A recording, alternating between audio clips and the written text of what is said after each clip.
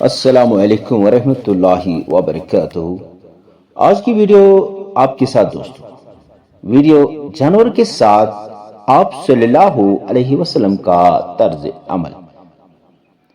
آپ صلی اللہ علیہ وسلم کی شفقت و محبت صرف انسانوں کے ساتھ نہیں تھی، بلکہ آپ صلی اللہ علیہ وسلم بے زبان جانوروں کے ساتھ بھی اچھا سلوک کرنے اور ان کے ساتھ نرمی سے پیش آنے کی تلقین کیا کرتے تھے۔ حضرت شداد بن اوس رضی اللہ تعالی عنہ سے مروی ہے کہ رسول اللہ صلی اللہ علیہ وسلم نے فرمایا کہ اللہ تعالی نے ہر چیز کے ساتھ اچھا معاملہ کرنے اور نرمی برتاؤ کرنے کا حکم دیا۔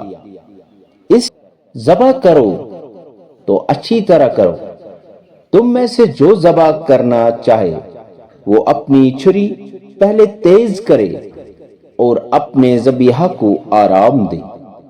حضرت ابن عباس رضی اللہ تعالی عنہ سے مروی ہے کہ ایک شخص نے ایک بکری زمین میں ذبح کرنے کے لیے لٹائی، اس کے بعد چھری تیز کرنا شروع کیا۔ رسول اللہ صلی اللہ علیہ وسلم نے یہ دیکھ کر فرمایا، کیا تم اس کو دوبارہ مارنا چاہتے ہو؟ اس کو لٹانے سے پہلے تم نے چھری تیز کیوں نہیں کر لی؟ آپ صلی اللہ علیہ وسلم صحابہ کرام سے فرمایا کرتے تھے کہ وہ جانوروں کو چارہ پانی دیا کرے، ان کو پریشان نہ کیا کرے اور ان کی طاقت سے زیادہ ان پر بوجھ نہ لادا کرے۔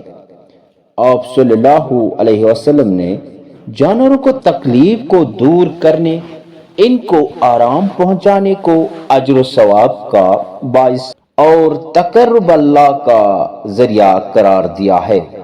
چنانچہ ایک صحابی نے آپ صلی اللہ علیہ وسلم سے دریافت فرمایا کہ کیا جانور کے معاملہ میں اجر ہے؟